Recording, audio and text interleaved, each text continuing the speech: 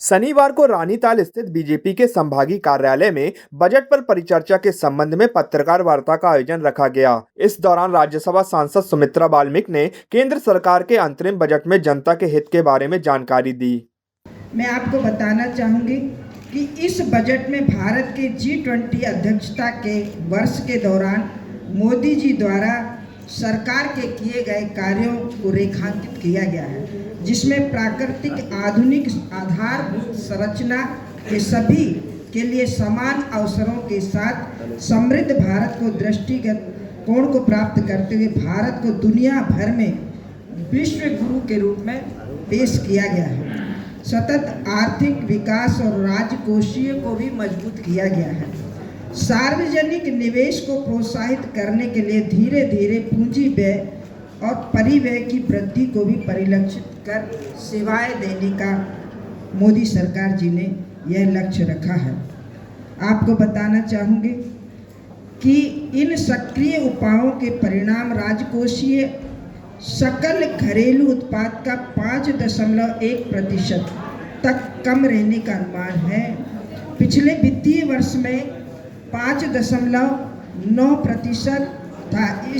इसने देश को वित्त करना चाहेंगे कि सरकार कुप्रबंधन के पिछले दौर से सबक लेने के बाद संसद के समक्ष एक श्वेत पत्र रखेगी। पूंजीगत व्यय प्रेरित विकास प्रधानमंत्री जी की निरंतरता को और आगे बढ़ाने के लिए आपको मैं बताना चाहूँगी कि वित्तीय वर्ष 2024-25 के परियोजनाओं के खर्च का बजट बढ़ाकर 111 करोड़ कर दिया गया है, जो देश के सकल घरेलू उत्पादों में 3.4% है। आगे मैं आपको बताना चाहूँगी कि बुनियादी ढांचे को विकास में मोदी सरकार ने और वृद्धि लाने के लिए मजबूत बुनियादी ढांचा का निर्माण किया है। हवाई अड्डों की संख्या में पर्याप्त वृद्धि की गई है। इसमें 149 हवाई अड्डों को भी बढ़ाया गया है, जो 2000 तक मौजूद हवाई अड्डों की तुलना में वृद्धि है। आपको यहाँ से आगे बढ़ते हुए मैं आपको बताना चाहूँगी कि इन